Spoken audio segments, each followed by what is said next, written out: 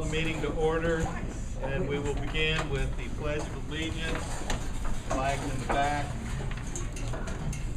I pledge allegiance to the flag of the United States of America and to the republic for which it stands, one nation, under God, indivisible, with liberty and justice for all.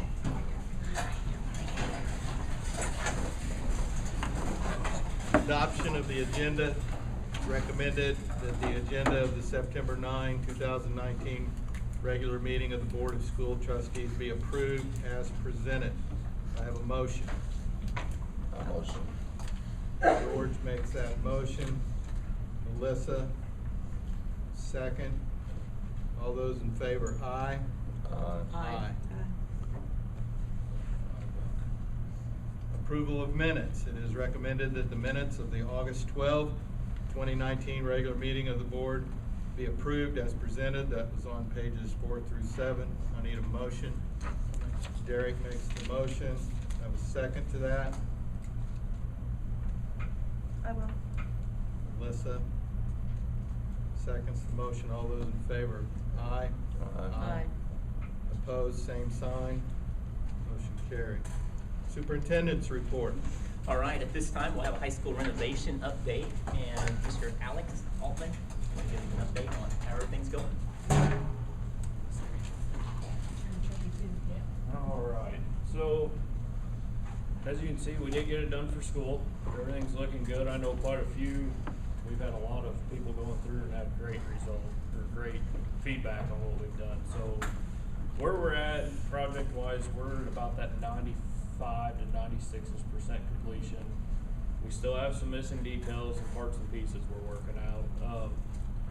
Currently left, we got punch lists we're working on, equipment commissioning, qualification, and final acceptance for like the HVAC, the kitchen equipment.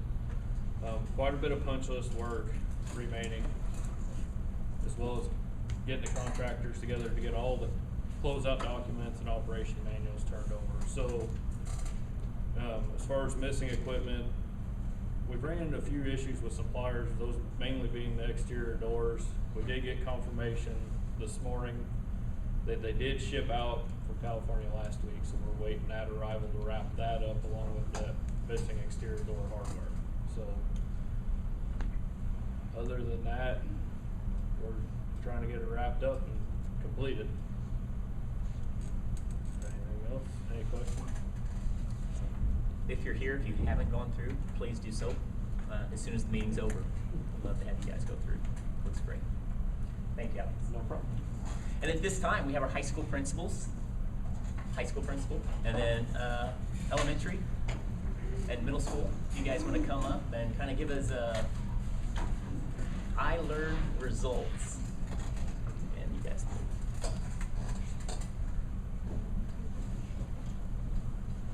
I learned was a new test this year. We kind of roll with everything. I know at one point in time, or what they said was it was going to be about 60% of our students from Indiana did not pass the I learned. So we take things, we roll with it. You make lemonade out of lemons, and so we're rolling, but these are our results. The I Learn for the high school is this year very different than it was for the elementary schools. Okay, we were still, for math and English, we were still doing I-STEP. Okay, but the biology test has been around for a few years now. The biology test is not required for graduation. Only math and English are required for graduation. So the students know that whenever they take this test. So whenever you see the state average at 38%, that's a big reason why, is because a lot of the students across the state don't take it as seriously as they do the math and the English, because they know they don't have to pass that in order to do that. So the state average was at 38%. So we were at 49%. We were 11 points above the state average. So I have to give some kudos to our kids and the biology teachers who did a nice job of working with this. So any student who takes biology, that's the test that they took, and that's all I have. The others, they have a lot more graphics and different things because they had different grade levels and different tests and things, but this was just one group of students, and we were 49%, 11 above the state average, so that's where we were.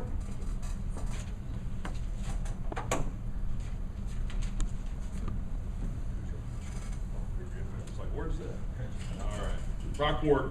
I want to start off with just an overview slide. So just like the iStep, we receive results in several different ways. iLearn reports look a lot different for us, so we're still working through what some of that data means.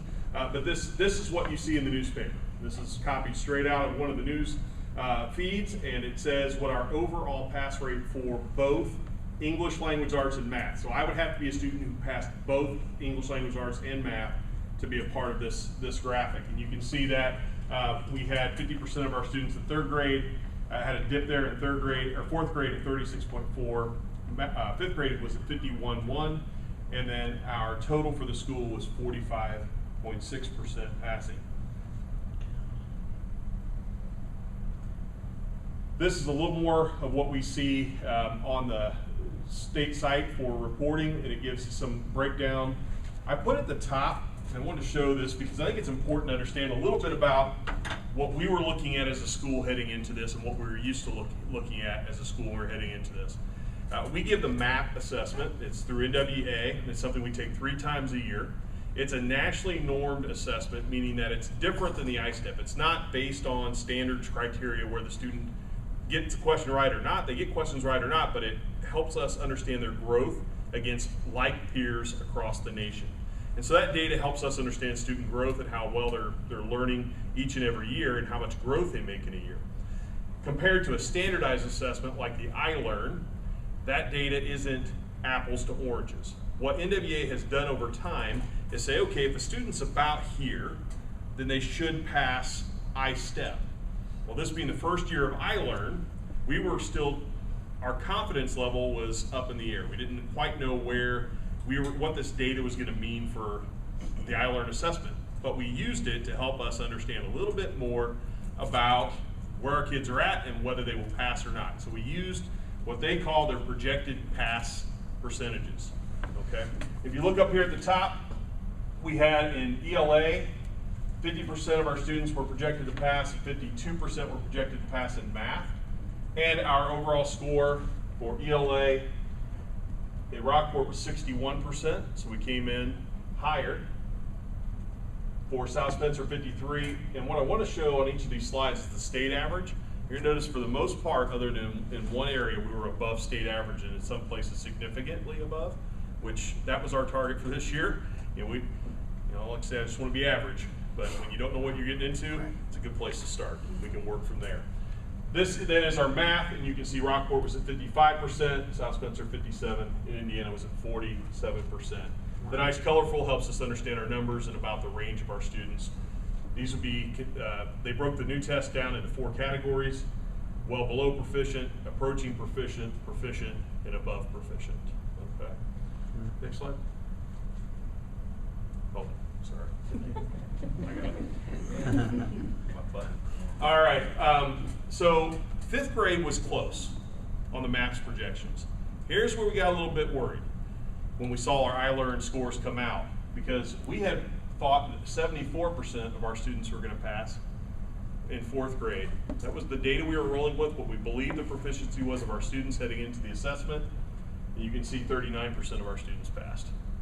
The test is significantly different than anything our students have approached before. The types of questions they're being asked to do are different than the curriculum we were working with was preparing them to answer. And so we have some instructional shifts and some work to do to get our students proficient, but also as teachers, we've got to learn the test.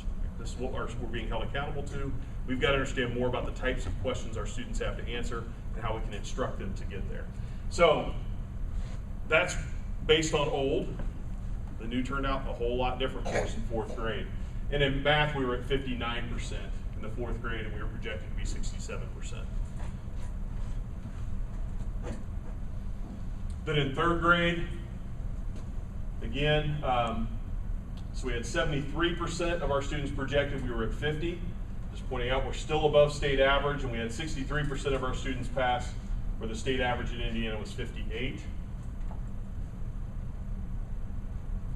Any questions about that? That's Rockport data. So here's our loose data. For our 3rd grade, we were at a 47.6% proficient for language arts, and math. At fourth grade, we were 62.5%, and at fifth grade, we were 36.2%. So again, our MAP projections for third grade, English language arts was a 66% to pass. State average was a 46. Corporation, we were at 56% proficient. For our math, we were looking at a projection of 64%. Our third grade exceeded that with a 73% in math, with the state average being at a 58. Our fourth grade language arts was projected at an 85.8. We were at a 66, but still well above the state average. Their math scores, 68.6 was projected. They had a 71 and well above the state average. And our fifth grade for language arts was at 59.2%. We were at a 44%. And then our math at 75%, we came in at a 58, but we're still above the state average. So we looked, oh, go ahead. So we were just looking at some of the changes that we made for this year in order to prepare our students, and that was to update our curriculum. We were at a language arts curriculum and a math curriculum that was old. It was several years old. And so we adopted Wit and Wisdom. For our K2 end, we did Wilson Foundations Phonics, and then Go Math for our math.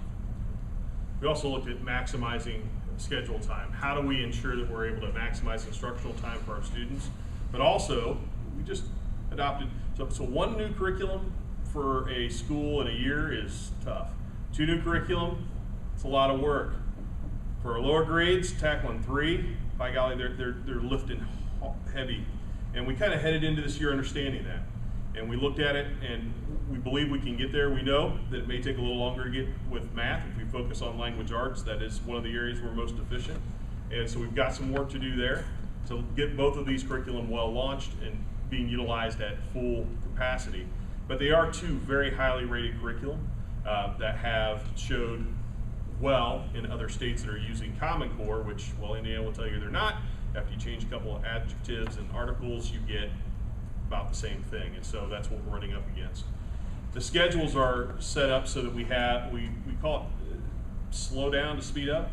So we've got built in a few more minutes of planning time every other week on Fridays for our teachers so that they can get together and do some work around these new curricula and push forward hopefully a little faster after they come out of that extra time. So you see our students in some enrichment activities at both schools and doing some different things on Friday afternoon, where then our teachers can group up and work hard together to understand more about our curriculum and also plan forward.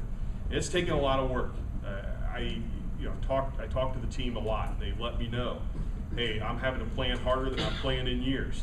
And no doubt when we headed into this year, we understood it was going to be tough, and maybe in some areas it's tougher than we had anticipated.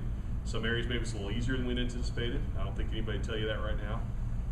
But for those teachers who are here and for those teachers who are listening, we recognize and we understand, and we're willing to work with you. And by golly, I appreciate every ounce of effort that's going into this, because I see incredible things happening in the classroom. Sherry said the same thing as we're walking around and peeking in. We're seeing some really awesome discussions between students about literature, and that's going to help scaffold those students into passing the types of questions that they're seeing on iLearn. And then finally, growth in our social emotional learning programs. If school feels safe and school feels comfortable, and if we're going through tough stuff and having to work on really hard questions that we've never been challenged by before, you got to have a place where you feel comfortable getting that done. And so we're trying to continue to develop and build that social emotional learning aspect so that our students have a comfortable, quiet, soft place to land when they fail. Because by golly, they're supposed to, right? Sometimes they're going to miss questions. Sometimes they're not going to get them right. And they also then have to understand you brush yourself off, you stand up, and keep going. And that's the type of learning environment we want. So that's elementary.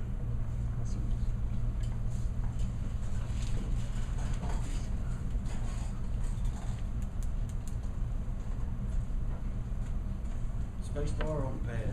Right here. Oh, sorry, Scott. Debated. There we go. I'm all right. I'm good.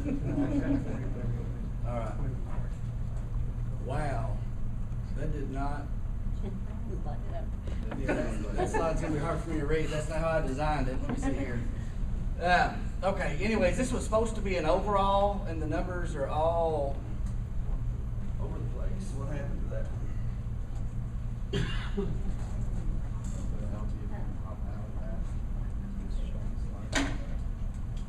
Yeah, let's try those. Get up there. Just see, no, it's not.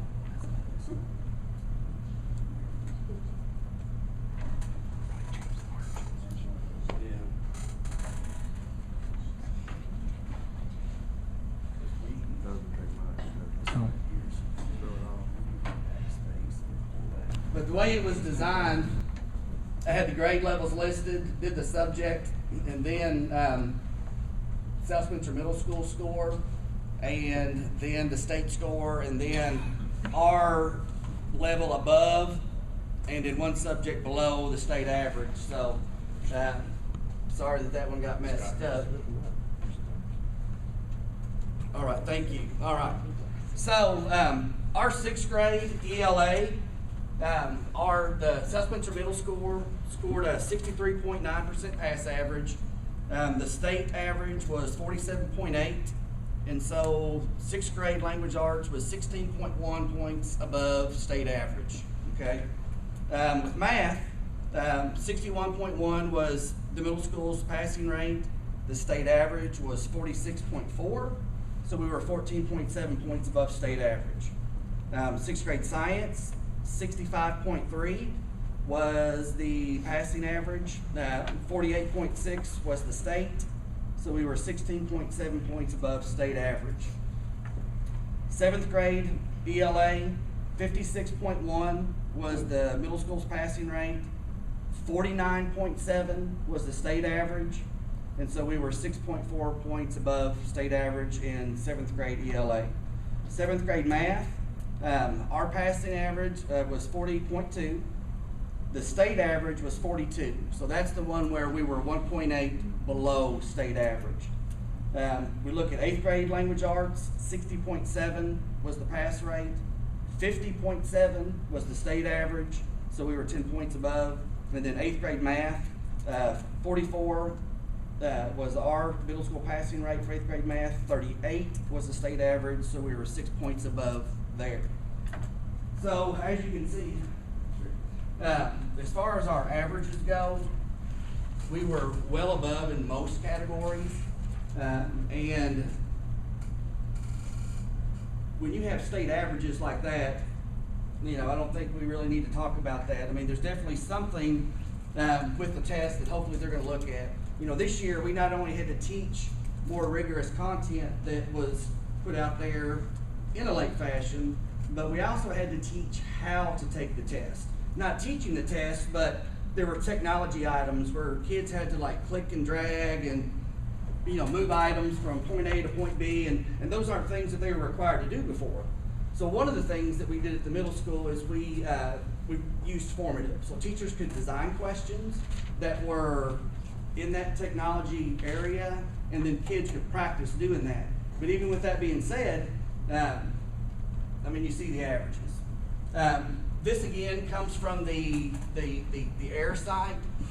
If you look at these numbers aren't as accurate. The numbers that I read from the slide were the numbers that were released as of Tuesday when the state released them. And so there was a little bit of gain in most areas for us, 3 to 5 percentage points in some areas, just a couple in others. But anyways, this just kind of like Rick had spoken about. You can see the numbers, the pass rates over here, and then those kids on the yellow and the orange or red are those that we're still going to need to, get to that point.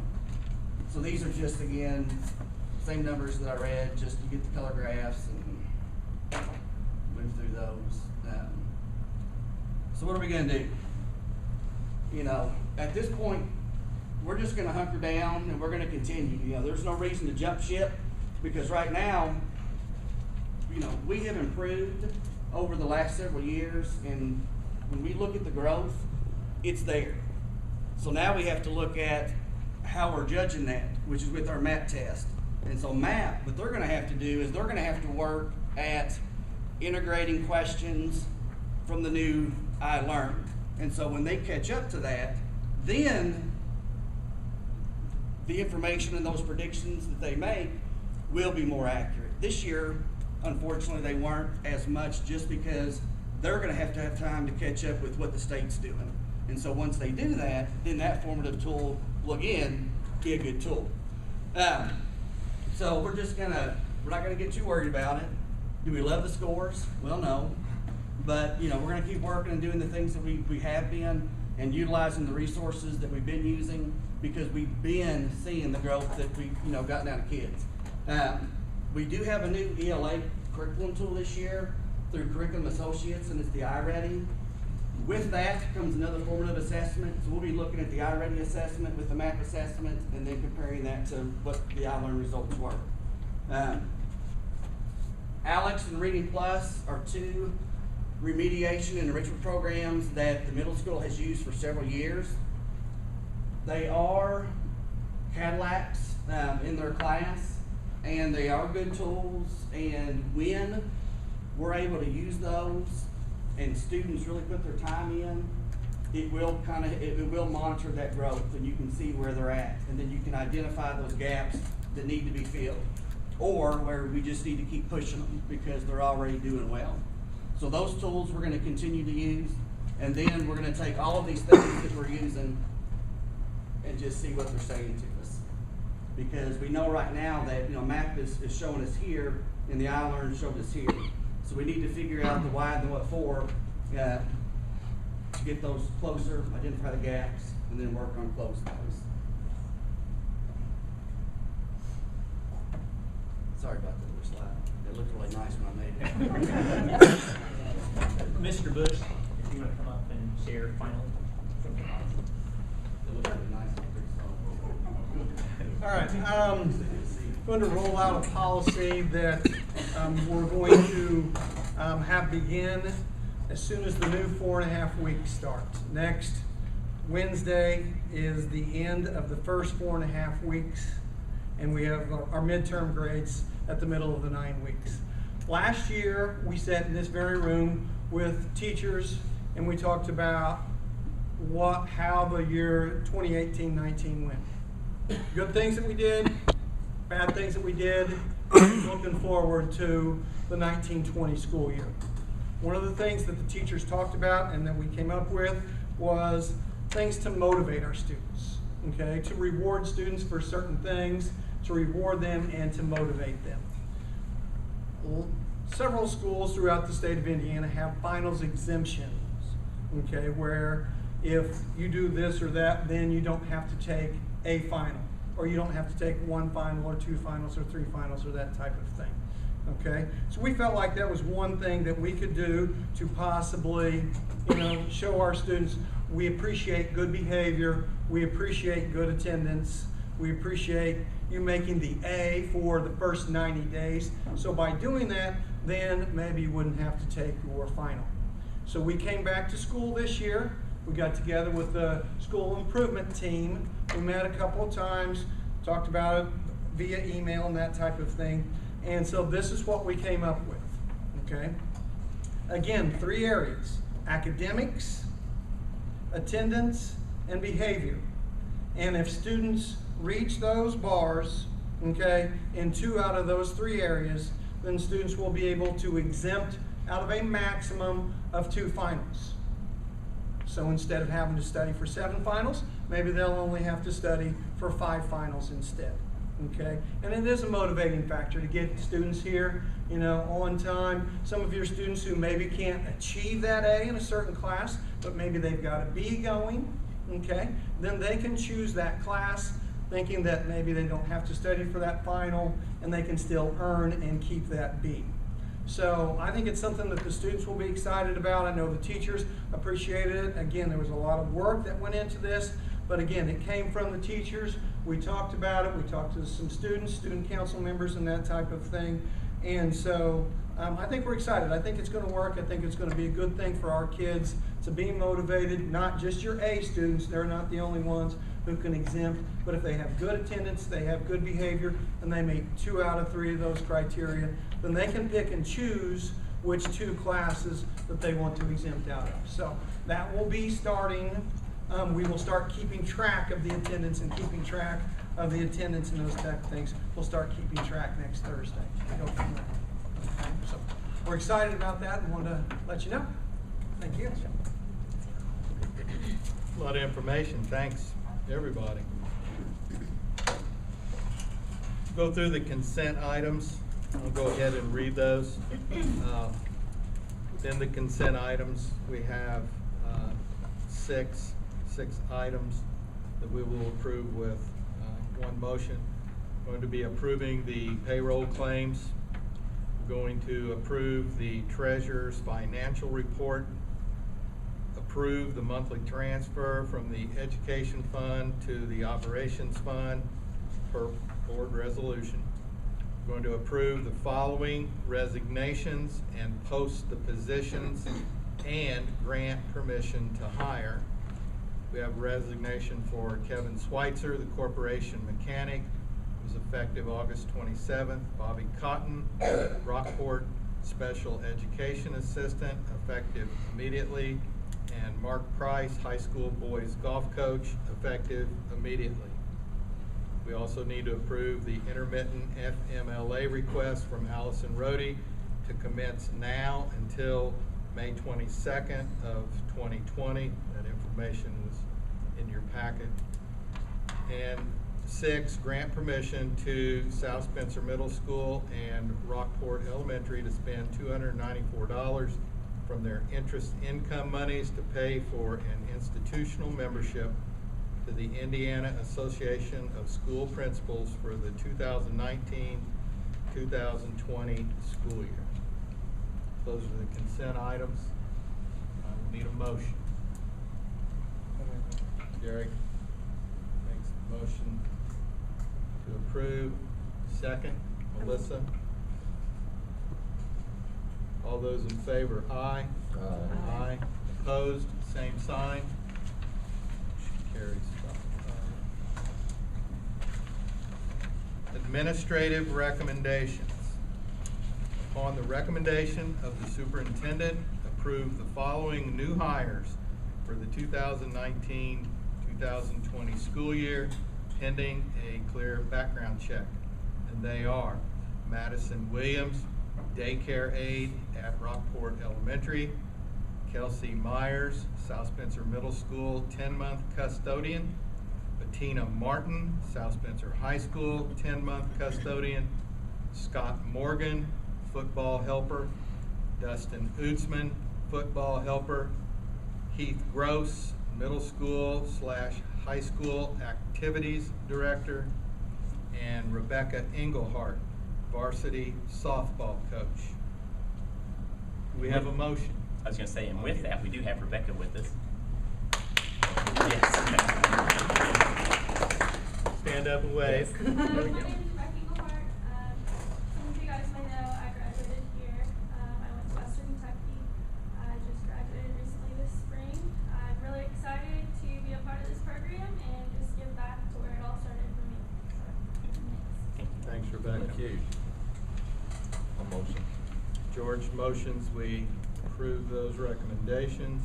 Do I have a second? I'll second. Melissa makes the second. All those in favor, aye. Aye. Aye. Opposed, same sign. Motion carries 5-0. Under new business of the board, upon the recommendation of the superintendent, improve the intent to purchase 2 buses through the IAESC Wilson Education Center to be delivered in June or July 2020 as presented. Need a motion to approve that. Barb makes the motion to approve. Second. Second made by Derek. All those in favor, aye. Aye. Aye. Opposed, same sign. Approved 5-0. Number 2, upon the recommendation of the superintendent, approve the copier maintenance agreement with Hoosier Business Machines. That was page 65 of your packet. George motions that we approve. Do I have a second? I will. Melissa seconds. All those in favor, aye. Aye. Opposed, same sign. Approved 5-0. Item number 3 under new business. Upon the recommendation of the superintendent, approve the listed shop equipment as obsolete and available to be sold. That was on page 66 of your packet. Do I have a motion to approve that sale? A motion. Motion made by Melissa. Second by Derek. All those in favor, aye. Aye. Aye. Opposed, same sign. Approved 5-0. Item number 4, upon the recommendation of the superintendent, approved to purchase a 2010 Dodge Charger sedan 4-door. That's a silver car from the Community Corrections for $4,000 to be used by our student resource officer. George makes the motion that we approve, seconded by Barb. All those in favor, aye. Aye. Opposed, same sign. Motion carries 5-0. Item 5, upon the recommendation of the superintendent, approve the teacher appreciation grant policy, which was pages 69 through 73 of your packet. Have a motion? Barb makes the motion for approval. Second? Seconded by Jerry. All those in favor, aye. Aye. Opposed, same sign. That motion carries 5-0. We don't need to deal with any of this written reports. Do we have any statements from the public? Can I just ask a quick question? Are we starting dyslexia testing? That's the only thing I want to ask. Dyslexia. Are we getting that up pretty good? Yes. Do we have any statements or concerns of the board? I'd like to first thank the principals for sharing all that information on iLearn, iStep. A lot of hard work went into that, as well as a lot of hard work I saw classroom teachers in the buildings weeks before school in every building preparing. Got off to a good start, but thank you guys for showing up and sharing that with us. And I also wanted to say thank you to all of those that were involved with this high school renovation. Of course, we know Mr. Bush and all the people here at the high school have been involved with it for a long time and have endured a lot of dust and a lot of noise. But also former board members, Matt, Scott, and Steve, Derek and Barb, both heavily involved with all of that upfront planning that went on. Dr. Rutherford, Dean Ship, the Steptonagle Group. And I think here at the other end we can see the result of everybody's efforts. So congratulations to everybody on that. Good job.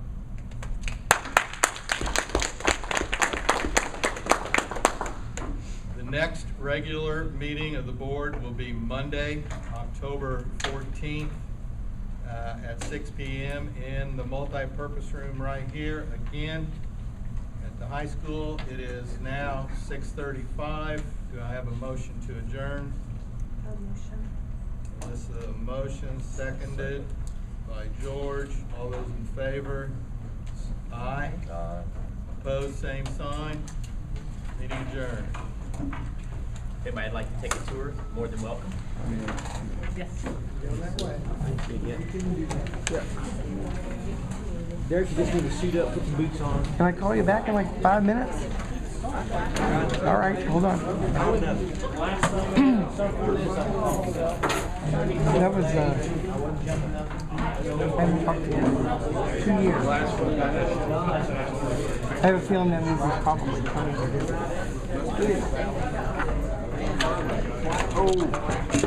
Tour time?